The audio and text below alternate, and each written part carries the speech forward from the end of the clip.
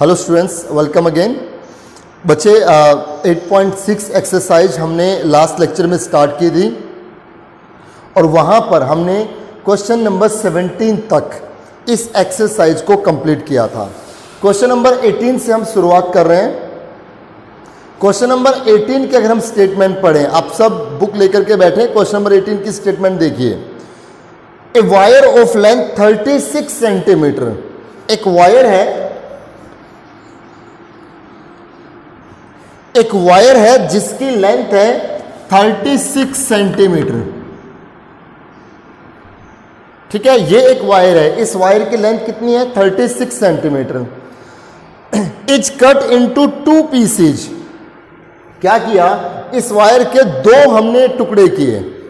Is cut into 2 pieces, इस wire के हमने 2 पीसेज किए।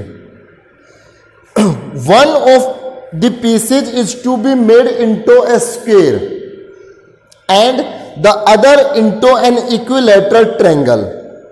क्या किया? एक जो टुकड़ा है उसका तो क्या बना दिया, उसको मोड़ करके स्क्वायर बना दिया, और जो दूसरा है उसका क्या बनाया? इक्विलैटरल ट्रायंगल बनाई। आई मीन जो एक पीस ऑफ वायर है, 1 पीस ऑफ वायर है, इसको तो ऐसे मोड़ करके ज्वाइन करा करके एक इक्विलैटरल ट्रायंगल बना दी, और एक दूसरा जो पीस ऑफ वायर था उसका हमने ऐसे ज्वाइन करके मोड़ करके इनको स्क्वायर बना दिया। ठीक है, इतना यहां तक काम हुआ। अब क्या कह रहे हैं? Find the length of the each piece of. अब इन दोनों पीसेज की लेंथ निकालनी है। तो हमने पिछले लेक्चर में भी डिस्कस किया था, जो फाइंड आउट करना है आप उसी कोई x मान ले। तो हमें क्या निकालनी? इनकी लेंथ निकालनी है। जो निकालना है उसी कोई वेरिएबल कंसीडर करेंगे। तो हमने मान लिया ये जो वायर है इसकी लेंथ है x, तो इस दूसरे वायर की लेंथ कितनी होगी? 36 माइनस x, राइट। जो एक लेंथ है वो x है, तो दूसरा जो वायर है ये कितने का होगा? 36 माइनस x का होगा। अब देखिए, अब हमें क्या करना है? अब आगे क्वेश्चन क्या है? So that the sum of the areas of the square and the triangle is minimum.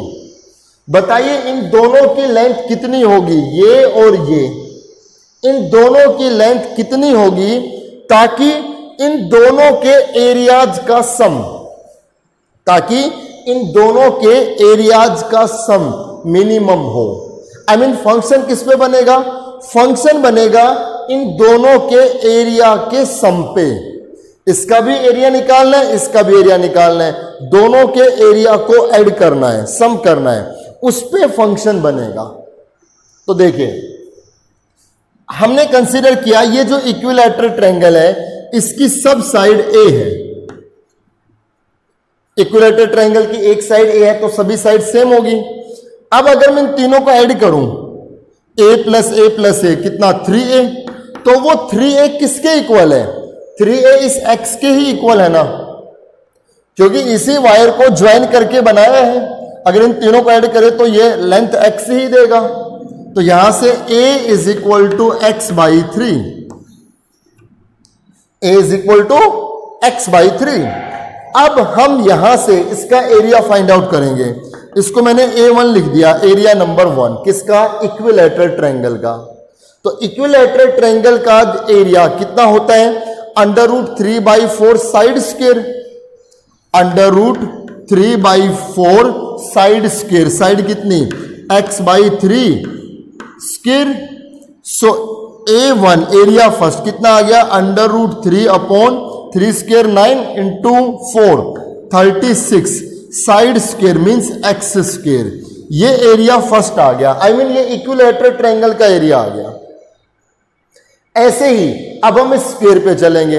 हमने कंसीडर किया इस स्क्वायर की जो एक साइड है वो b है, तो सभी साइड b रहेंगी। अब जब हम इन सबको ऐड करेंगे तो कितना आएगा? 4b। अब ये 4b बच्चे किसके इक्वल है? 36 माइनस x के इक्वल है, क्योंकि इन चारों का सम ये लेंथ ही रहेगा ना। So b is equal to 36 minus x divided by 4, ये बी आ गया। ठीक है, बी की वैल्यू कितनी आ गई? 36 माइनस एक्स बाई 4। अब इसका जो एरिया आएगा A2, इसको हमने कह दिया, इसका एरिया क्या रहेगा? Side square. साइड स्क्वायर मतलब ये 36 माइनस एक्स का स्क्वायर और नीचे 4 का स्क्वायर 16, ऊपर स्क्वायर नीचे स्क्वायर 16। अब जो फंक्शन बनेगा, फंक्शन किस पे बनेगा? इन दोनों के एरिया के सम पे फंक्शन बनेगा। इन दोनों के एरिया के सम पे फंक्शन बनेगा और वो मिनिमम होना चाहिए। तो पहले तो एरिया 1 ये लिखा हमने, √3 अपॉन 36 एक्स स्क्वायर प्लस ये सेकेंड एरिया कितना? 36 माइनस एक्स का स्क्वायर डिवाइडेड बाई 16। ठीक है, अब बच्चे इसके बाद काम आपके ऊपर छोड़ दिया मैंने। अब आप यहां पर सेकंड डेरिवेटिव टेस्ट लगा लें। आई मीन फर्स्ट डेरिवेटिव करेंगे पहले। फर्स्ट डेरिवेटिव करने पे √3 बाई 36 कॉमन, इसका डेरिवेटिव हो गया 2x, 1 बाई 16 कॉमन, इसका हो गया 2 टाइम्स 36 माइनस एक्स और 0 माइनस 1 आएगा यहां पे। यहां हो गया 8, यहां हो गया 18। अब आप कर सकते हो, आप ds बाई dx को 0 के इक्वल रखो, यहां से x की कुछ वैल्यू जाएंगी। ठीक है, अगर आप इस पूरे को सोल्व करेंगे तो x की जो वैल्यू आएगी, अगर मैं इसको पूरे को सोल्व करूं तो यहां पर x की वैल्यू 216 सोल्व किया था पहले, 216 √3 अपॉन 8 प्लस 6 √3। ये आप चेक कर लेना। जब आप इसको 0 के इक्वल रखेंगे तो x की वैल्यू कुछ ऐसी आएगी, राइट? 216 √3 upon 8 plus 6 √3। अब हम इसका डबल डेरिवेटिव करेंगे और डबल डेरिवेटिव में x की वैल्यू से पता चल जाएगा।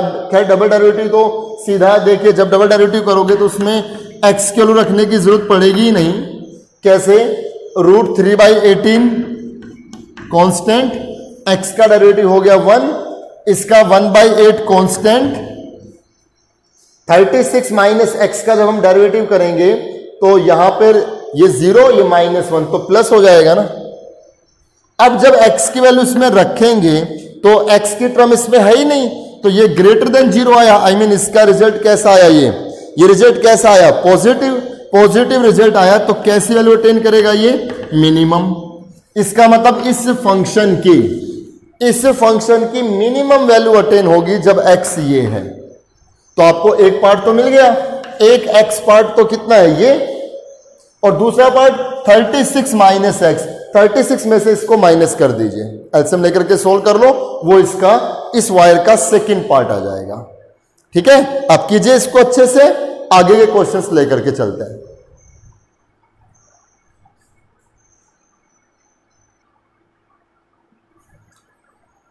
क्वेश्चन नंबर 20 पे अगर हम बात करें, एक कॉस्ट फंक्शन दिया हुआ है, सी से लिखा है, ये कॉस्ट फंक्शन है। क्वेश्चन कह रहा है कि ये कॉस्ट फंक्शन है और इसमें जो x है, x नंबर ऑफ आर्टिकल्स को रिप्रेजेंट कर रहा है। उस मैन्युफैक्चरिंग डिपार्टमेंट में जो x है वो उस मैन्युफैक्चरिंग डिपार्टमेंट में जितने नंबर ऑफ आर्टिकल्स मैन्युफैक्चर होते हैं, ये x उसको रिप्रेजेंट कर रहा है। क्वेश्चन कहता है find the minimum value of, find the minimum cost. Minimum cost निकालनी है। तो बच्चे ज्यादा कुछ नहीं करना, आप खुद से करें। ये कॉस्ट फंक्शन ऑलरेडी दिया हुआ है, आप इस पे सेकंड डेरिवेटिव टेस्ट लगा दें। मतलब फर्स्ट डेरिवेटिव करें, 0 के इक्वल रखें, x आएगा, डबल डेरिवेटिव से पता चलेगा कि ये फंक्शन उस x के ऊपर मिनिमम होगा या मैक्सिमम होगा, और x की वैल्यू को इस कॉस्ट फंक्शन में रख देना। x की वैल्यू को इस कॉस्ट फंक्शन में रखने पर मिनिमम कॉस्ट पता लग जाएगी। ठीक है, ये आप करके देखें। क्वेश्चन नंबर 21 में हम आते हैं। क्वेश्चन नंबर 21 में आता है, एक इंपॉर्टेंट क्वेश्चन है ये, देखिए question number 21। The cost of fuel for running a bus is proportional to the square of the speed generated in kilometre per hour. एक एक लाइन को समझेंगे। अभी मैंने सिर्फ एक लाइन बोली, इस लाइन से क्या क्या मिल रहा है वो सब मैं लिखूंगा। एक बार मैं फिर से पढ़ रहा हूं इसी लाइन को, आप सब टेक्स्ट बुक लेकर के बैठे हो। द कॉस्ट ऑफ फ्यूल मतलब जो तेल का खर्चा है, फॉर रनिंग ए बस, एक बस को चलाने के लिए, इज प्रोपोर्शनल, वो प्रोपोर्शनल है, to the square of the speed generated in kilometre per hour, वो प्रोपोर्शनल है बस जिस स्पीड, बस की जो स्पीड पकड़ी हुई है उस स्पीड के स्क्वायर के प्रोपोर्शनल है। और वो स्पीड किसमें? किलोमीटर पर आवर में। आई मीन कोई बस है, उस बस में जो कॉस्ट ऑफ फ्यूल है, जो कॉस्ट ऑफ फ्यूल है वो प्रोपोर्शनल है। किसके प्रोपोर्शनल है? उस बस की स्पीड के स्क्वायर के प्रोपोर्शनल है। और ये स्पीड किसमें है? किलोमीटर पर आवर में है। मेरी बात समझ में आ गई? मान लीजिए हमें कहीं टूर करना है, हम कहीं बाहर जा रहे हैं और हमें कोई बस हायर करनी है, तो मैं जिस बस वाले के पास गया, वो मैथमेटिक्स पढ़ा लिखा था, वो मैथमेटिक्स को जानता था, उसने मुझे थोड़ा मैथमेटिकली समझाया। मैंने कहा जी बस का बताओ आप कितना चार्ज लोगे? उसने कहा कि तेल का खर्च तो रहेगा जिस स्पीड से बस चलेगी ना, जिस स्पीड से बस चलेगी उस स्पीड के स्क्वायर के प्रोपोर्शनल होगा तेल का खर्चा। तो ये बात तो समझ से परे आई। तो हमने कहा जी कुछ हिंट तो दो, कुछ ऐसा तो बताओ कि पहले क्या कुछ खर्चा आता था, क्या नहीं आता था, कुछ तो डेटा दो ताकि हम ये बता सकें। तो उसने क्या कहा?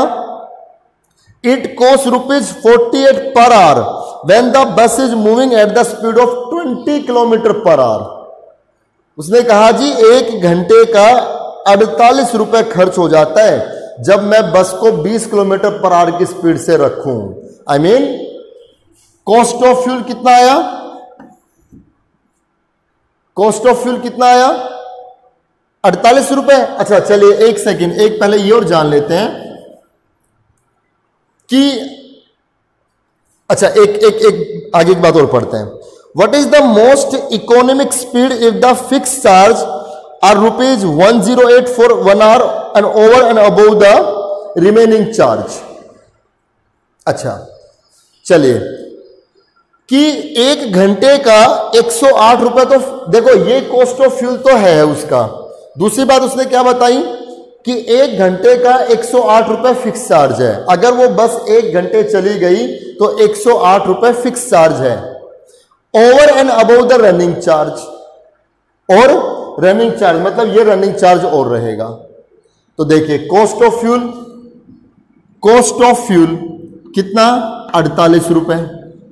प्रोपोर्शनल हटाने के लिए इक्वल का साइन लगाएंगे, कोई कांस्टेंट के लेंगे, स्पीड स्क्वायर हमने मान ली उसकी स्पीड कितनी है? अच्छा उसने बताया स्पीड कितनी थी? 20 स्क्वायर। क्वेश्चन क्या कह रहा था कि 1 घंटे का 48 रुपए खर्च हो जाता है। जब हमने उससे पूछा कि तेल के खर्चे का कुछ आइडिया दो, तो उसने क्या कहा कि 48 रुपए का खर्चा लगता है। कब? जब उस बस की स्पीड 20 किलोमीटर पर आवर चली। 1 घंटे लगातार बस की स्पीड 20 किलोमीटर थी, तब 1 घंटे में 48 रुपए का फ्यूल खर्च हुआ था, फ्यूल लगा था। तो 48 इक्वल है किसके? के इंटू इस स्पीड के स्क्वायर के, 20 के स्क्वायर के। सो 48 डिवाइडेड बाय कितना? 400 इज इक्वल टू के। यहां पे 16 से कैंसिल कर दिया हमने, तो k इज इक्वल टू 3/25। एक यहां से एक ये कांस्टेंट वैल्यू मिल गई, एक इनमें रिलेशन से ये बात आ गई। अब देखिए 1 घंटे का, अब उसने क्या कहा? ये तेल का खर्चा तो रहेगा ऐसे। 1 घंटे का 108 रुपए फिक्स है। उस बस में 1 घंटे अगर आपने ट्रेवल कर ली तो 108 रुपए तो फिक्स देने पड़ेंगे, प्लस ये फ्यूल चार्ज देना पड़ेगा। तो इस पूरे क्वेश्चन में अब बताना है कि बताओ हम उस बस वाले से कितनी स्पीड रखने को कहें, मोस्ट इकोनॉमिक स्पीड कितनी हो, तो ताकि हमारा खर्चा मिनिमम रहे, राइट। तो सारा सब कुछ इस पूरे क्वेश्चन को अगर फिर से पढ़ ले, कंफ्यूज नहीं होना, वीडियो को पॉज करें, क्वेश्चन के एक लाइन को आप फिर से पढ़ ले ताकि आपके दिमाग में आप अपने हिसाब से अंडरस्टैंड कर सके बहुत अच्छे से। इस पूरे क्वेश्चन में सारा डिपेंड कर रहा है कि हमने उस बस में कितने घंटे ट्रेवल किया, क्योंकि 1 घंटे पे 108 रुपए फिक्स है, तो कितने घंटे ट्रेवल किया ये डिपेंड कर रहा है उस बस के खर्चे पे, और कितने घंटे ट्रेवल किया ये डिपेंड करता है कि हम कहां जा रहे हैं। बच्चों, जब मैं उस बस को हायर करने जा रहा हूं तो ये तो फिक्स करना होगा ना कि हम जा कहां रहे हैं, उससे ये तो बताना होगा कि हम कहां जा रहे हैं। कहां जाने का मतलब डिस्टेंस, तो जब डिस्टेंस होगा तभी तो टाइम लगेगा, टाइम फिक्स होगा ना कि कितना टाइम लगने वाला है। तो हमने कहा कि डिस्टेंस कितना है, डिस्टेंस हमने अपनी तरफ से डिस्टेंस क्या कहा, हमने कह दिया हम x किलोमीटर का डिस्टेंस ट्रेवल करने जा रहे हैं, हम जयपुर घूमने जा रहे हैं, तो डिस्टेंस तो फिक्स हो गया ना। अगर आप आपने फिक्स किया कि हम यहां से जयपुर घूमने जा रहे हैं तो डिस्टेंस तो फिक्स हो गया ना। ये जो डिस्टेंस x है ना, इसको वेरिएबल नहीं मानना, ये कांस्टेंट है, क्योंकि जब भी कभी हम घूमने जा रहे हैं उस बस को हमने हायर किया है कि वहां जाना है, तो डिस्टेंस तो फिक्स हो गया ना, कांस्टेंट है ना, राइट। स्पीड हमने अपनी तरफ से कंसीडर की क्या, v किलोमीटर पर आवर। जो ये स्पीड है ना v किलोमीटर पर आवर, ये वेरिएबल है, क्योंकि स्पीड ही तो निकालनी है कि हम उस बस वाले से कितनी स्पीड से चलने को कहें ताकि खर्चा हमारा मिनिमम रहे, मोस्ट इकोनॉमिक खर्चा रहे। तो हम क्या करें, स्पीड हमने क्या मान ली, v किलोमीटर पर आवर। ये जो v है ये वेरिएबल है, ये स्पीड निकालनी है। तो जब हम डिस्टेंस x किलोमीटर जा रहे हैं और स्पीड कितनी कही हमने, v किलोमीटर पर आवर कही, तो टाइम हमारा कितना लगेगा, टाइम हमारा लगेगा x बाई वी आवर्स, है ना। टाइम क्या होता है, डिस्टेंस अपॉन स्पीड, टाइम क्या होगा, डिस्टेंस अपॉन स्पीड, ठीक है। अब देखिए, अब मैं पूरा इस पे कॉस्ट फंक्शन बना रहा हूं, कॉस्ट फंक्शन बना रहा हूं, मतलब मेरा खर्चा कितना लगेगा। 1 घंटे का 108 रुपए फिक्स है, 1 घंटे का 108 रुपए फिक्स है। कितने घंटे ट्रेवल किया हमने उस बस में, x बाई वी आवर्स। 1 घंटे में 108 रुपए फिक्स है, कितने घंटे ट्रेवल की, x बाई वी आवर्स, तो इसका मतलब 108x अपॉन वी, ये तो हमारा फिक्स चार्ज हो गया। 1 घंटे का 108, x बाई वी आवर्स का 108 से मल्टीप्लाई, इतना टाइम लगा हमें, तो इतने टाइम में फिक्स चार्ज तो ये हो गया, प्लस क्या, प्लस रनिंग चार्ज, प्लस क्या, रनिंग चार्ज। तो cost of fuel, cost of fuel proportional है किसके, स्पीड के स्क्वायर के, राइट। तो अब हम ये देखेंगे, ये 1 घंटे का था, ये जो पूरा था ये किसका था, फॉर 1 आवर, 1 घंटे का था ये जो हिसाब था ये पूरा 1 घंटे का था। हम कितने घंटे गए हैं, x बाई वी आवर्स, तो 1 घंटे में कॉस्ट ऑफ फ्यूल कितना है, 3/25, कितने आवर्स गए हम, x बाई वी आवर्स। तो x बाई वी आवर्स जाने में हमारा खर्चा क्या लगेगा, जो कॉस्ट ऑफ फ्यूल है, जो कॉस्ट ऑफ फ्यूल है वो किसके इक्वल है, स्पीड के स्क्वायर के इक्वल है। सो कॉस्ट ऑफ फ्यूल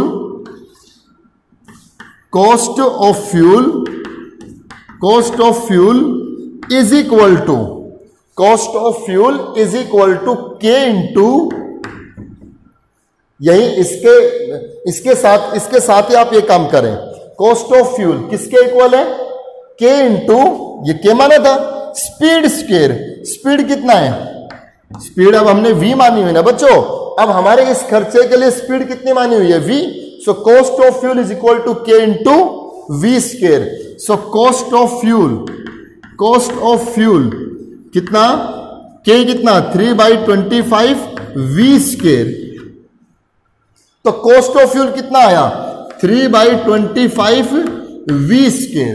ये तो कांस्टेंट K की वैल्यू आई ना 3/25, और हमने अब स्पीड कितनी रखी, v, तो 3/25 v square cost of fuel. ये 1 घंटे का था, ये जो वी स्क्वायर के लिए क्या है, ये 1 घंटे के लिए क्या है, हम कितने घंटे ट्रेवल कर रहे हैं, x बाई वी आवर्स, तो multiply by x by v. I hope आपको समझ में आया होगा।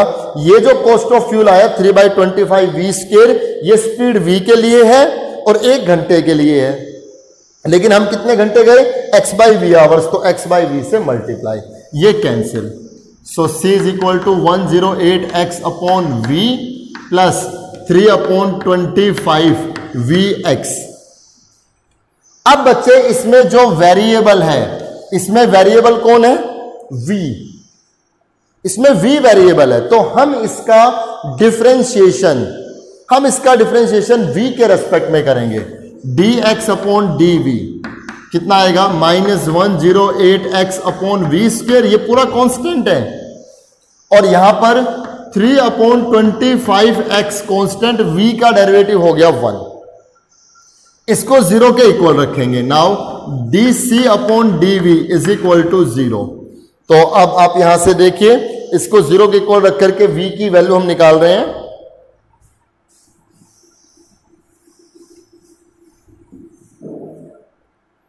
तो यहां से -108x upon v square plus 3/25x is equal to 0, ये यहां जाएगा, -108x upon v square is equal to -3/25x, ये माइनस से माइनस कैंसिल, ये एक x से x भी कैंसिल, राइट, ये यहां पे आ गया 36।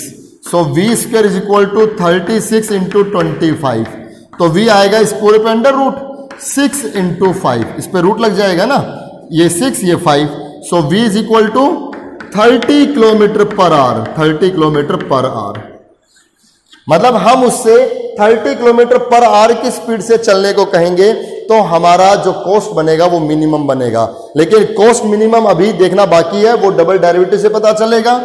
जब हम इसका डबल डेरिवेटिव करेंगे तो ये v पावर 2 पर जाएगा, v पावर -2 आगे आएगा, 216x अपॉन वी क्यूब, और ये 0 हो गया, इसमें v है ही नहीं। अब जब हम v की जगह 30 रखेंगे at v is equal to 30, तो आप जब 30 रखोगे तो 30 का क्यूब पॉजिटिव आएगा, ये भी पॉजिटिव है, तो आप क्या देखोगे, ये ग्रेटर 0 आएगा, ग्रेटर 0 आएगा तो कैसे वैल्यू अटेन करेगा, मिनिमम।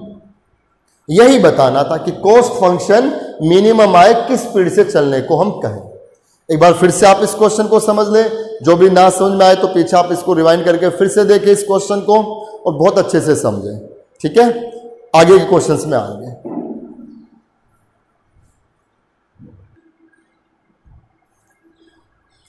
क्वेश्चन नंबर 22 डिस्कस करते हैं बच्चे। क्वेश्चन स्टेटमेंट देखिए, a cylinder is close at both ends. एक सिलेंडर है, दोनों एंड से, यहां से और यहां से क्लोज है, ठीक है, दोनों से, ऊपर टॉप से बॉटम से क्या है, क्लोज है, ओपन नहीं है कहीं से भी। It's a volume is 10 cubic inches, इसका वॉल्यूम गिवन है। अब जो ये बता दिया कि इसका वॉल्यूम 10 क्यूबिक इंचेज है, तो ये फिक्स हो गया ना, ये गिवन हो गया, कांस्टेंट हो गया, राइट। तो गिवन क्या है, इसका वॉल्यूम, वॉल्यूम कितना गिवन है, 10 cubic inches. Then find the base radius, find क्या करनी है, इसकी रेडियस निकालनी है, ये आर निकालना है, find the base radius, r निकालना है। कब, when total external surface is least, जब इसका टोटल एक्सटर्नल सरफेस क्या हो, लिस्ट हो, आई मीन मिनिमम हो। तो फंक्शन किस पे बनेगा, सरफेस एरिया पे, ठीक है, सरफेस एरिया पे फंक्शन बनेगा, और वो क्या आना चाहिए, मिनिमम आना चाहिए, और उससे रेडियस निकालनी है। तो वेरिएबल कौन रहेगा, रेडियस, जो निकालना है वो वेरिएबल हो गया। फंक्शन किस पे बनेगा, जिसको मैक्सिमम मिनिमम पूछा है, और गिवन क्या है, ये इसकी हेल्प लेंगे। तो आप देखिए वॉल्यूम 10 है, तो वॉल्यूम क्या होगा इसका, पाई आर स्क्वायर एच, कितना गिवन है, 10, ये गिवन है, ये फिक्स हो गया। फंक्शन किस पे बनेगा, सरफेस एरिया पे, तो इसका सरफेस एरिया क्या होगा, इसका एरिया कितना, पाई आर स्क्वायर, जैसा कल हमने बॉक्स को लेकर के किया था ना, सेम ऐसा ही। इसका नीचे एरिया कितना है, पाई आर स्क्वायर, ऊपर एरिया कितना है, पाई आर स्क्वायर, दोनों क्लोज है, तो इन दोनों को ही इंक्लूड करना होगा। अगर एक जगह से ओपन होता तो सिर्फ पाई आर स्क्वायर लिखते हैं, लेकिन ये पाई आर स्क्वायर, ये भी पाई आर स्क्वायर, कितना 2 पाई आर स्क्वायर प्लस, और जो ये साइड का है जो पूरा वो फ्लैप हो रहा है, अगर उसको आप सीधा कर दें तो वो एक रेक्टेंगल है जहां पर लेंथ 2 पाई आर, ब्रेड कितनी h, तो उसका एरिया क्या बनेगा 2 पाई आर h। ये आपने छोटे क्लासेस में पढ़े होंगे।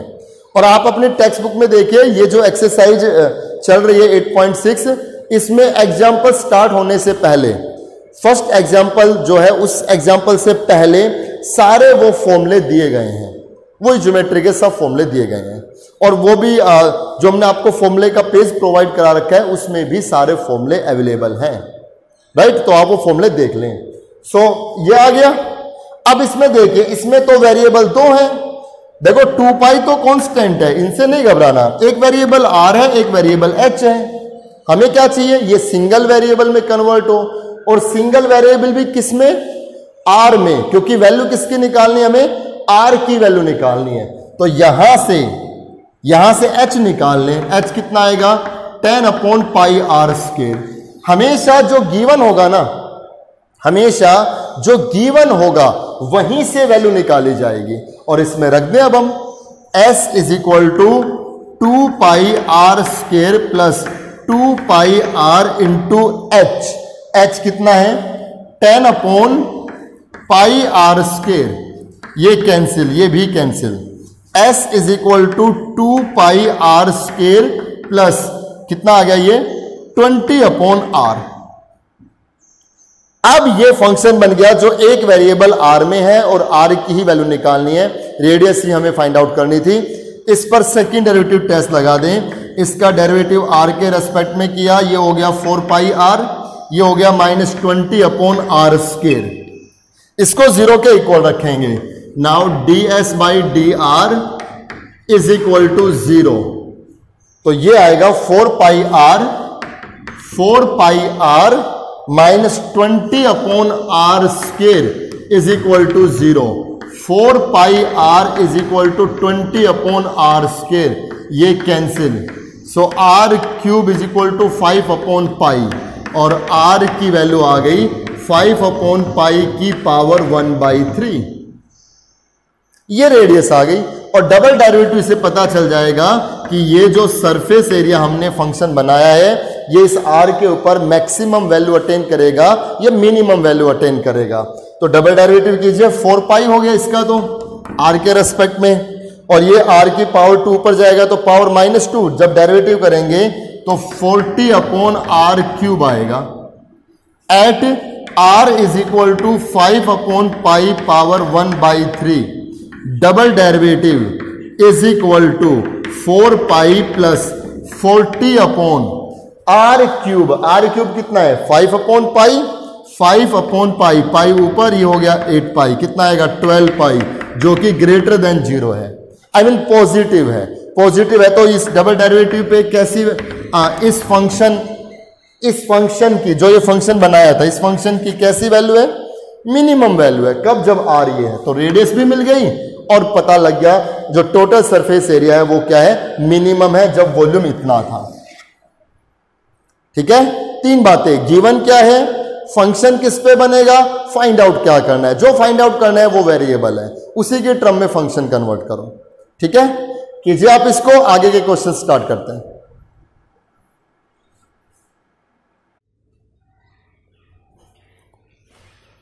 क्वेश्चन नंबर 24 डिस्कस करते हैं बच्चे। 24 की स्टेटमेंट है, show that the maximum volume of the cylinder which can be inscribed in a sphere of radius 5√3 centimetre is 500 pi centimetre cube.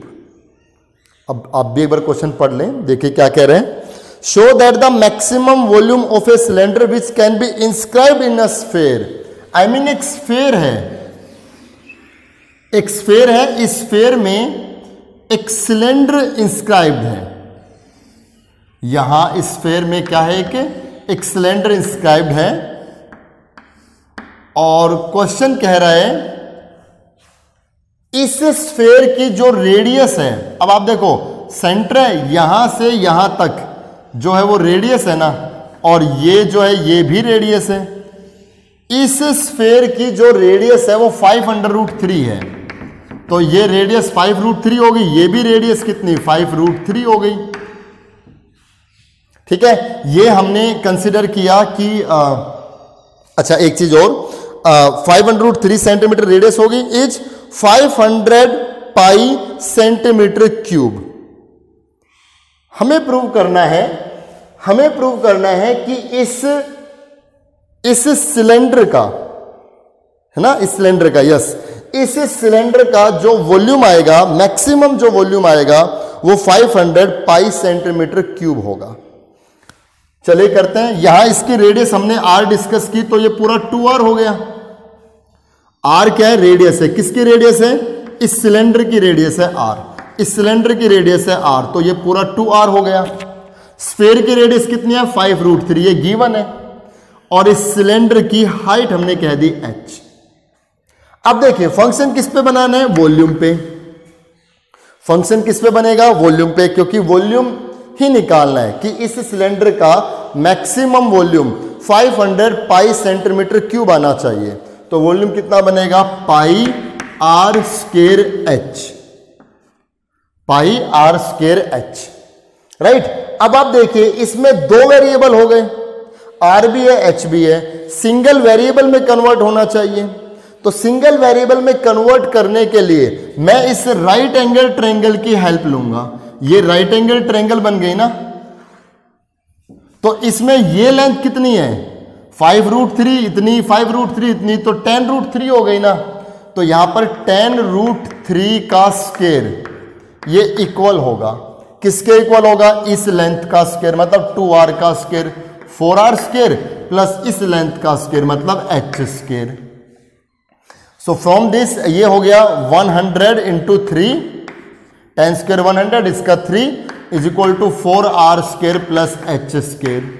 So 300 minus 4r square is equal to h square. Square यहां under root लगा देगा, ये h की value आ गई ना। I mean यहां से volume कितना आएगा, pi r square into h मतलब ये under root 300 minus 4r square. Under root हटाने के लिए स्क्वेयरिंग बोथ साइड, तो v स्क्वायर कितना आएगा, pi square r power 4 300 minus 4r square. और इस v स्क्वायर को कोई दूसरा नाम दे दे, मतलब ये फंक्शन के लिए यूज हो रहा है ना, इसको कोई दूसरा नाम दे दें, s नाम दे दिया, तो पाई स्क्वायर इनको मल्टीप्लाई कर दें, 300 r power 4 minus 4r power 6, right. अब हम इस पे सेकंड डेरिवेटिव टेस्ट लगा देंगे। फर्स्ट डेरिवेटिव करेंगे तो पाई स्क्वायर, ये तो कांस्टेंट है, इसका डेरिवेटिव कीजिए, कितना आएगा 1200 r क्यूब, 1200 r क्यूब, और ये आएगा माइनस 24 r पावर 5। ठीक है, अब हम इसको 0 के इक्वल रखेंगे, ds by d r is equal to 0। So pi square 1200 r cube minus 24 r5 is equal to 0। Pi square बच्चे ये तो 0 नहीं हो सकता, तो 0 होगा ये 1200 r cube minus 24 r power 5 is equal to 0। इन दोनों से 24 r पावर 3 कॉमन निकाल दिया। ठीक है, इतना कॉमन आ गया। यहां पर कितना बचेगा, जब आप इसको डिवाइड करेंगे तो 5 से मल्टीप्लाई करने में 120 आएगा, 50 r square, 50 r square, I am sorry r cube आया था ना, तो ये 50, सिर्फ 50, r क्यूब कॉमन आया था 50 and minus r square is equal to 0।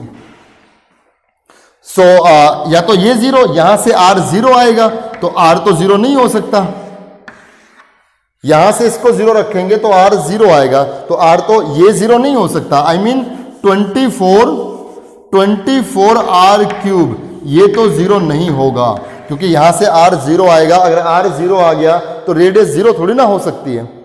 तो फिर 50 minus r square is equal to 0, 50 is equal to r square, r is equal to under root 50, so r is equal to 5 under root 2, 5 under root 2।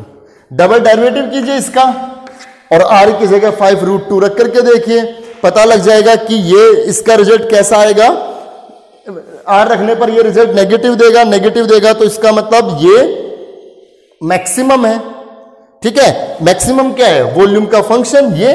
और फिर आप r की value इसमें रख करके इसमें r की वैल्यू रख दीजिए आप 5 अंडर रूट 2, इस पूरे में आपका वॉल्यूम कितना मिल जाएगा, 500 पाई सेंटीमीटर क्यूब, जो प्रूव करना था।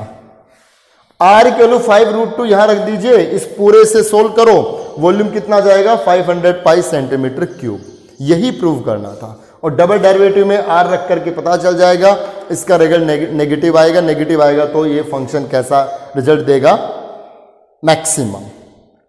ठीक है, तो ये क्वेश्चन नंबर 24 हमने डिस्कस किया। ठीक है, आगे क्वेश्चंस करते हैं, आप इसको करें।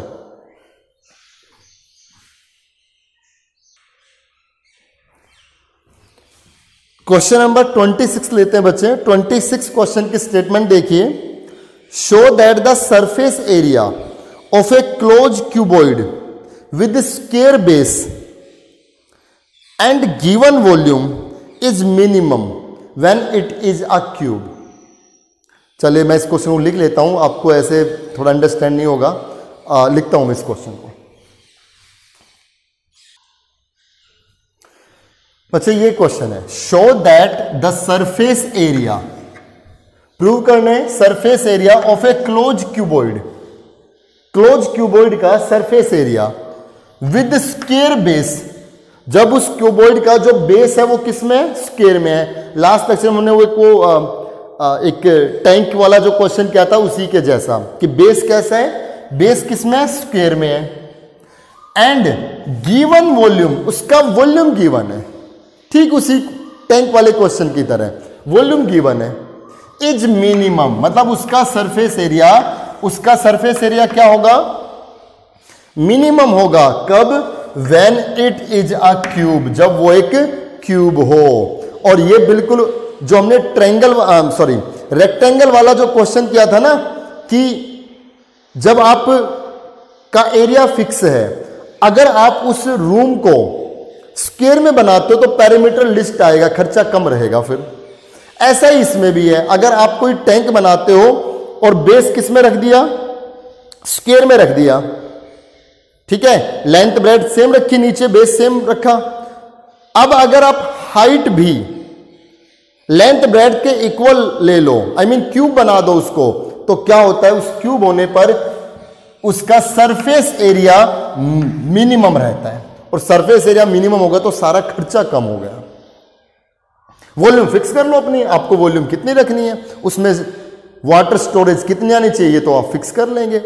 मान लो आप चाहते हो कि 1000 क्यूबिक फीट वाटर आना चाहिए, पानी आना चाहिए, तो आप क्या रखो, 10 बाई 10 बाई 10 का बनाओ, 10 बाई 10 का नीचे रखो और हाइट भी 10 फीट रखो, 10 बाई 10 का 10 10 10 इतने डायमेंशन का टैंक बनाओगे, 1000 क्यूबिक फीट वाटर आ जाएगा। वॉल्यूम आपने फिक्स कर लिया था कितना तो पानी आना चाहिए, और सरफेस एरिया मिनिमम रहेगा।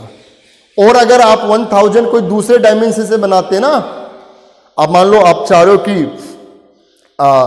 25 और 10 ये डायमेंशन बनाना चाह रहे हो, तो वहां पर सरफेस एरिया ज्यादा रहेगा एज कंपेयर टू 10 10 10 से, राइट। वही वॉल्यूम तो 1000 ही आना है, लेकिन सरफेस एरिया 10 10 10 के मुकाबले ज्यादा आ जाएगा। ज्यादा सरफेस एरिया ज्यादा खर्चा, ठीक है। तो क्या करेंगे हम, तो ये बात प्रूव करनी है अब हमें। तो अपने को क्या मानना है, एक क्लोज क्यूबॉइड मानना है विद स्क्वायर बेस। तो हमने क्या किया, let the dimensions of closed cuboid are x x y, क्योंकि लेंथ और ब्रेड तो सेम मानी है with square base. And height हमने कह दी y। क्या गिवन है? वॉल्यूम गिवन है। वॉल्यूम क्या होगा इन तीनों की मल्टीप्लाई x स्क्वायर y। ये गिवन है क्योंकि ये कहा था ना गिवन वॉल्यूम, मतलब वॉल्यूम फिक्स कर लिया। इज मिनिमम, कौन मिनिमम? वॉल्यूम नहीं, ये सरफेस एरिया। सरफेस एरिया के लिए बात हो रही है कि सरफेस एरिया मिनिमम आएगा, तो फंक्शन किस पे बनेगा? सरफेस एरिया पे। तो उस क्लोज क्यूबॉइड का सरफेस एरिया क्या होगा? नीचे वाले, अब देखो उस टैंक को दिमाग में सोचो, नीचे एरिया कितना बनेगा? एक्स स्क्वायर, ऊपर भी क्या बनेगा? एक्स स्क्वायर, तो कितना? 2x square. और जो चारों 4 फेसेस हैं, जो चारों आप सरफेस देख रहे हो, एक आगे एक पीछे और 2 साइड में, उनका एरिया क्या रहेगा? 4 टाइम्स XY। ये हमने लास्ट लेक्चर में डिस्कस किया था। अब यहां पर 2 वेरिएबल हो गए, एक वेरिएबल x, एक वेरिएबल y। हम इसको सिंगल वेरिएबल में कन्वर्ट करेंगे और इसको सिंगल वेरिएबल में कन्वर्ट करने के लिए हेल्प लेंगे वहां से जहां कुछ गिवन था। तो यहां से y इज इक्वल टू कितना आएगा? v upon x square. y is equal to v upon x square, ये यहां रखें। So s is equal to 2x square plus 4x into y. Y हो गया कितना? v upon x square. v upon x square, एक x cancel. So s is equal to 2x square plus 4v upon x। अब हम इस पे second derivative test लगाएंगे। First derivative करने पे आ जाएगा 4x और यह आएगा माइनस का 4v अपॉन एक्स स्क्वायर, इसको 0 के equal. Now 4x minus 4v upon x square is equal to 0। 4x is equal to 4v upon x square, cancel out. v is equal to x cube. v is equal to x cube. Volume x cube आ गया। अगर volume x cube आ गया तो इसका मतलब ये जो क्यूबॉइड है वो क्यूब ही तो है, क्यूब में रखना पड़ेगा। और आप ऐसे भी कर सकते हो कि y कितना था? v अपॉन एक्स स्क्वायर, तो y कितना आएगा? v की जगह कितना? X cube upon x square, cancel, y is equal to x. अगर ये y भी इस इन दोनों x के इक्वल हो तो triple x x x x x x x अगर बन गया तो इसका मतलब कि ये जो क्यूबॉइड है ये क्या? एक क्यूब है, राइट। और डबल डेरिवेटिव से हमें पता लग जाएगा कि ये जो फंक्शन था इसका रिजल्ट मैक्सिमा रहा या मिनिमा रहा। तो आप देखिए 4x का हो गया 4, है ना, इसका ऊपर जाएगा x की पावर -2, तो 8v अपॉन एक्स क्यूब, और v क्या रख दें? X cube. So double derivative at v is equal to x cube, double derivative d2s upon dx square is equal to v की जगह एक्स क्यूब रखेंगे, x cube से x cube cancel, 4 + 8 12, that is greater than 0। Greater than 0 इसका मतलब minimum.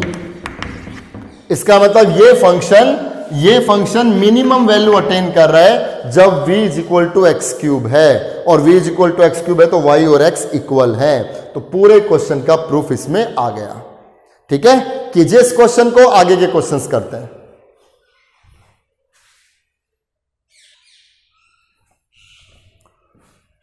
Question number 28 discuss करते हैं। पहले इस क्वेश्चन को अच्छे से समझते हैं, अच्छे से लर्न करते हैं।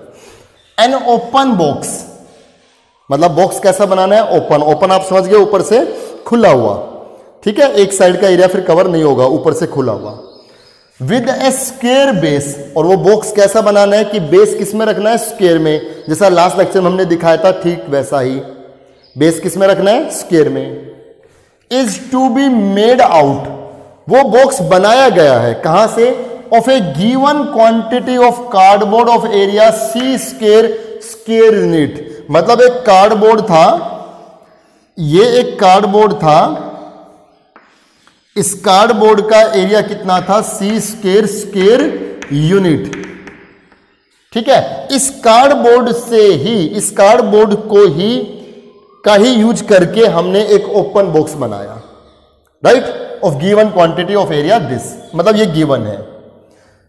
Show that the maximum volume of box is this. अब बताओ वो जो बॉक्स बना है उस बॉक्स का मैक्सिमम वॉल्यूम ये रहेगा। ठीक, ऐसा क्वेश्चन हमने किया था ना क्वेश्चन नंबर 17, एक रेक्टेंगुलर सीट है, उसको कॉर्नर को कट किया है ना, स्क्वायर कट किए, फिर उनको फोल्ड किया तो एक ओपन बॉक्स बना, तो उस ओपन बॉक्स का मैक्सिमम वॉल्यूम निकालिए।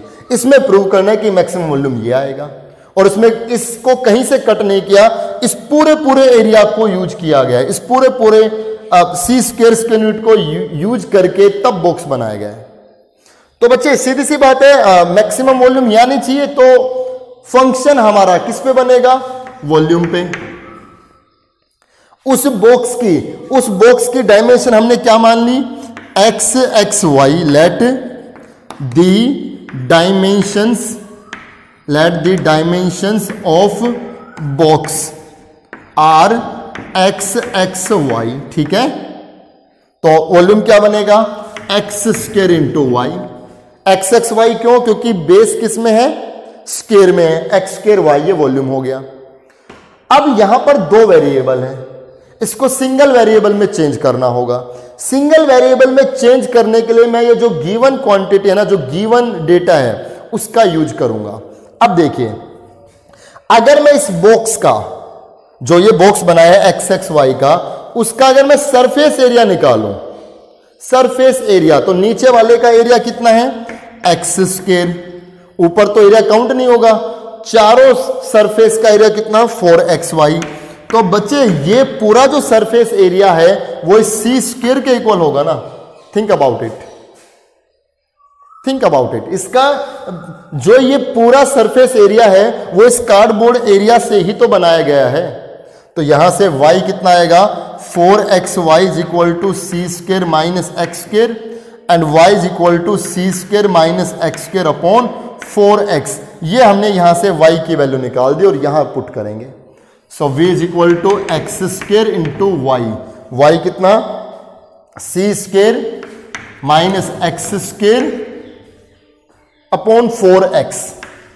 ये एक x कैंसिल, वॉल्यूम कितना, 1/4 बाहर, ये आएगा C square x minus x cube. अब हम इसका डेरिवेटिव करेंगे, 1/4 कांस्टेंट, ये आएगा C square minus 3x square. अब इसको 0 के इक्वल रखेंगे, 1/4 C square minus 3x square is equal to 0। यहां से सी स्क्वायर कितना आ गया, 3x स्क्वायर, और C square by 3 is equal to x square, और x आ जाएगा c बाई √3। ये x की वैल्यू आ गई c बाई √3, और x आ गया तो यहां से y भी आ गया। y कितना है, c square minus x square, x square कितना, सी square by 3 divided by 4x, x कितना, c बाई √3। तो ये आ जाएगा y is equal to 3c square minus c square, 2c square upon 3, right. और ये ऊपर हो जाएगा √3, नीचे हो जाएगा 4c, एक c cancel, y is equal to ऊपर आ गया 2c, है ना, एक c कैंसिल, ऊपर आ गया 2c, और नीचे 4√3, ये भी कैंसिल, तो c बाई 2√3 आ जाएगा। आप करके देख लें, c बाई 2√3, है ना, ये कैंसिल हो जाएगा 4 से 2 से, सो ऊपर रह गया c, नीचे 2√3, √3 और 3, तो √3 नीचे रहेगा। ये x की और y की वैल्यू आ गई। हम डबल डेरिवेटिव करेंगे, यहां इसका आप डबल डेरिवेटिव कीजिए, आप देखेंगे डबल डेरिवेटिव करेंगे तो रिजल्ट नेगेटिव आएगा x की वैल्यू ये रखने पर।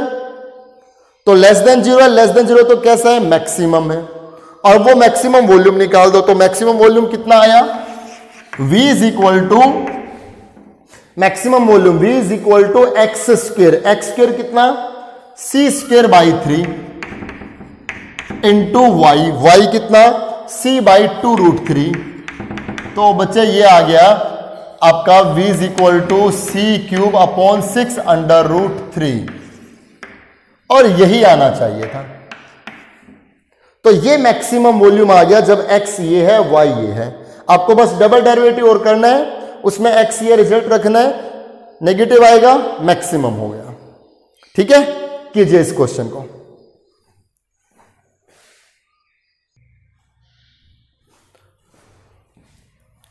क्वेश्चन नंबर 33 डिस्कस करते हैं।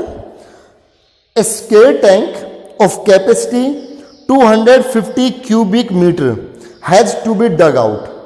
बच्चों, एक स्केयर टैंक जिसकी कैपेसिटी कितनी होनी चाहिए? 250 cubic metre has to be dug out. मतलब हमें एक स्केयर टैंक को खोदना है जिसकी कैपेसिटी 250 क्यूबिक मीटर होनी चाहिए। तो इसका मतलब ये वॉल्यूम गिवन है कि उसका वॉल्यूम कितना होना चाहिए? 250 cubic metre. The cost of land is ₹50 per square metre. अब पहले जमीन खरीदी गई उसके लिए, तो जो जमीन का रेट था, जो कॉस्ट ऑफ लैंड है, वो 50 पर स्क्वायर मीटर है, क्योंकि जो जमीन है वो तो लेंथ इनटू ब्रेड्थ में ही खरीदी जाएगी, उसमें हाइट थोड़ी ना मैटर करती है, एरिया ही देखा जाएगा ना उसमें। तो वो कितनी है? 50 per square metre. The cost of digging increasing with the depth and for the whole tank is 400 into depth square. और जो खुदाई का खर्चा है वो डेप्थ के साथ बढ़ता जा रहा है, और किसी ने कॉन्ट्रैक्ट ले लिया और उसने कहा जो खुदाई का खर्चा है वो 400 इंटू डेप्थ का स्क्वायर रहेगा। 400 गुना मल्टीप्लाई, जितना गहरा आप उसको डग आउट कराओगे उतने का square. Find the dimension of the tank for the least cost. कम से कम खर्चा है इसके लिए उस टैंक की डायमेंशन बताओ। तो हमने अपनी तरफ से क्या कहा? Let the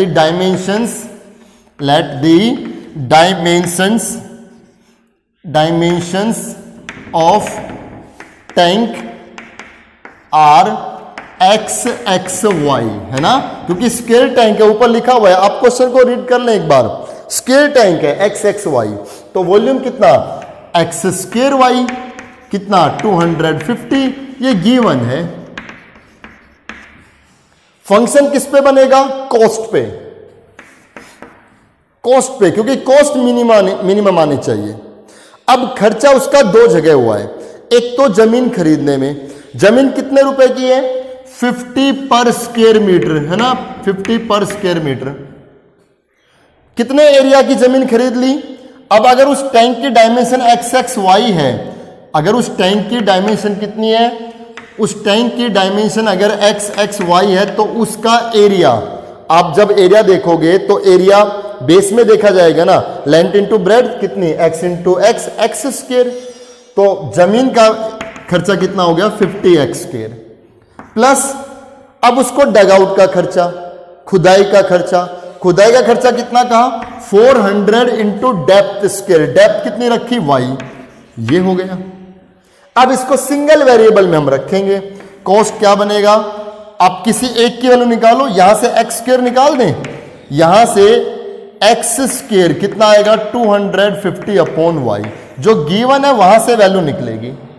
so 50x square plus 400 y square, मतलब x स्क्वायर की जगह, ये तो y स्क्वायर रहने दो, x स्क्वायर की जगह कितना?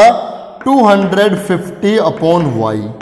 सो c is equal to multiply 125 divided by y plus 400 y square. अब इस पे सेकेंड डेरिवेटिव टेस्ट हम लगाएंगे, dc अपॉन dy। तो यहां हो गया -12500 y स्क्वायर, और ये हो गया प्लस 800y, प्लस 800y। अब इसको 0 के इक्वल।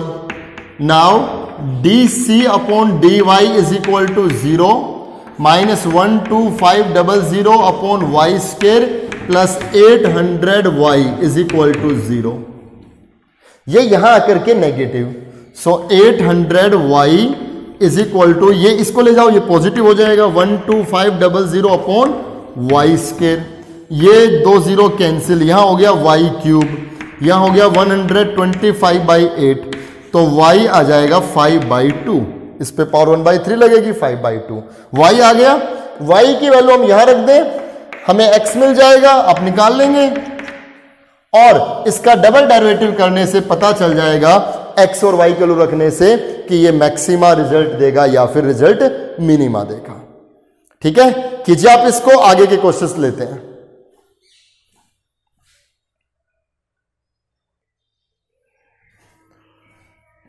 क्वेश्चन नंबर 34 लेते हैं बच्चे। ए जेट ऑफ एनिमी, दुश्मनों का एक विमान जेट इज फ्लाइंग, उड़ रहा है, along the path given by this, वो इस पाथ से जा रहा है। I mean y is equal to x square plus 7, y is equal to x square plus 7 like this. ठीक है, चलिए आप कोई सा बना लीजिए, आप डायमेंशन छोड़िए, ऐसे इसमें जरूरत नहीं है ऐसे ग्राफ बनाने की। आप ऐसे मान लीजिए कि कोई कर्व है, इस कर्व से ये जा रहा है। ठीक है, वो जो जेट है वो ऐसे आया और ऐसे जाकर के यूं चला जाएगा, इस पाथ से जा रहा है। इस पाथ की इक्वेशन ये है, find the nearest distance from where a soldier placed at 37। अब एक सोल्जर है जो किसी पॉइंट 37 पे अपनी ड्यूटी दे रहा है, ये 37 पॉइंट, इस पॉइंट पे तैनात है कोई सोल्जर। तो बताओ इस सोल्जर का इस जेट से नियरेस्ट डिस्टेंस निकालो। जैसे वो ये ऐसे जाकर के जाएगा, इस सोल्जर का इस जेट से नियरेस्ट डिस्टेंस निकालो ताकि वो सोल्जर इस जेट को शूट कर सके, उस हेलीकॉप्टर को शूट कर सके। तो हमने मान लिया ये जेट यहां पे जब था पॉइंट ए पे, एक्स वाई पॉइंट पे, तब ये इस सोल्जर से बिल्कुल नियरेस्ट था। तो इसका मतलब जो फंक्शन बनेगा वो किस पे बनेगा? डिस्टेंस पे। एप्टी डिस्टेंस क्या आएगा? Under root x minus 3 square distance फॉर्मूले से plus y minus 7 square. Square हटाने के लिए, रूट हटाने के लिए squaring both side, AP square is equal to x minus 3 square plus y minus 7 square. इसको कोई दूसरा नाम दे दें, एस नाम दे दिया, फंक्शन बना दिया। यहां पर एक्स और वाई दोनों टर्म्स है ना, एक वेरिएबल में चेंज करना है। तो आप देखिए यहां से y is equal to x square plus 7 given था, ये y minus 7 is equal to x square हो गया ना। तो हम यहां पर x माइनस 3 स्क्र प्लस इस y माइनस 7 की जगह क्या लिख सकते हैं? X square square x power 4। So s is equal to a square plus b square minus 2ab plus x power 4। और इसके बाद बच्चे आप सब जानते हो क्या करना है, डबल डेरिवेटिव टेस्ट लगाइए, x आ जाएगा। x आ गया तो आप इसमें रख दे, y भी आ जाएगा, इसमें रख दो, y आ जाएगा। x और y दोनों आ गए तो उस x y से इस पॉइंट का डिस्टेंस निकाल दो, वो नियरेस्ट डिस्टेंस आ जाएगा। और डबल डेरिवेटिव बताएगा कि वो नियरेस्ट है या नहीं है। तो डबल डेरिवेटिव से पता लग जाएगा कि वो मिनिमम है, मिनिमम है तो वो डिस्टेंस नियरेस्ट है। ठीक है, तो बस इस लेक्चर में इतना ही रखेंगे। यहां पर आकर के आपकी ये एक्सरसाइज 8.6 बच्चे कंप्लीट हो गई है। आप सब बच्चे, क्योंकि दो एक्सरसाइज मतलब जो लास्ट लेक्चर था और जो ये लेक्चर था, दोनों लेक्चर बड़े बड़े बनाए गए हैं। काम को थोड़ा सा अब हमें स्पीड देना है। फिर से आपका जो नेक्स्ट यूटी होगा 17 जून से यूटी होगा आपका नेक्स्ट, उसमें डिफरेंशिएशन, ये एप्लीकेशन ऑफ डेरिवेटिव और अगला चैप्टर इनडेफिनेट इंटीग्रल इंटीग्रेशन, उसका हाफ, ये यहां तक शेड्यूल रहेगा। तो इसमें ज्यादा इसलिए काम ज्यादा कराया गया दोनों लेक्चर में। ये आप ये समझे कि 2 लेक्चर अगर हम पीछे की एवरेज पे चलते तो ये 4 लेक्चर में कन्वर्ट होता। ठीक है, तो 1 आवर का लेक्चर इसलिए बनाए गए हैं, आप इनको बहुत अच्छे से कर लें। आप बिल्कुल भी बच्चे, आपको थोड़ी मेरे साथ मेहनत ज़्यादा करनी पड़ेगी और मुझे पूरा विश्वास है आप पूरा मुझे मेरा साथ दोगे, आप साथ साथ काम करोगे। इस 8.6 एक्सरसाइज से आप एक भी क्वेश्चन ना छोड़ें। जब आप ये दो दिन जब आप ये लेक्चर देखें तो आपको बहुत ज़्यादा पढ़ना है मैथमेटिक्स। एक एक क्वेश्चन करके देखने हैं, आपको बहुत ज़्यादा डाउट्स आएंगी इनमें, मुझे पक्का पता है आपको बहुत ज़्यादा इनमें डाउट्स आएंगी। जो भी आपकी डाउट आए वो आप मुझे फोटो सेंड करें, उस क्वेश्चन की फोटो सेंड करें, मैं फटाफट सॉल्यूशन आपको दूंगा। हमारी जो कनेक्टिविटी है वो अब बहुत ज़्यादा बढ़ जानी चाहिए, क्योंकि इसके बाद इंटीग्रेशन स्टार्ट होना है। आपको पीछे बिल्कुल नहीं रहना, राइट। ये बहुत अच्छे से काम करना है, इस 8.6 को बहुत अच्छे से करना है, बिल्कुल भी लापरवाही इसमें नहीं बरतनी बच्चे, ठीक है। तो अब इसके बाद एक एक्सरसाइज और है, नेक्स्ट लेक्चर में हम वो एक्सरसाइज कंप्लीट कर देंगे, उसके बाद हमारा इंटीग्रेशन का टॉपिक स्टार्ट हो जाएगा, ठीक है। तो वहां आकर के हम काम थोड़ा स्मूथ बन जाएगा, राइट।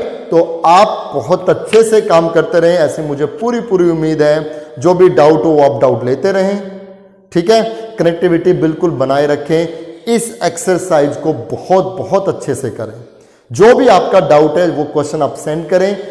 आप जो बच्चे इस लेक्चर को बाद में देख रहे हैं, I mean, जब लेक्चर देख रहे हैं तो उनको पता है कि आगे की 4-5 वीडियो और आगे अभी देखनी है, तो वो बच्चे स्पीड बनाएं प्लीज, ठीक है। थोड़ी सी आप मेहनत ज्यादा करें, ऐसा ही चलता है सिलेबस में, कभी थोड़ा ज्यादा काम कभी कम काम, ठीक है। तो चलिए मिलते हैं नेक्स्ट लेक्चर में, तब हम इस चैप्टर को कंप्लीट कर देंगे। Thank you very much.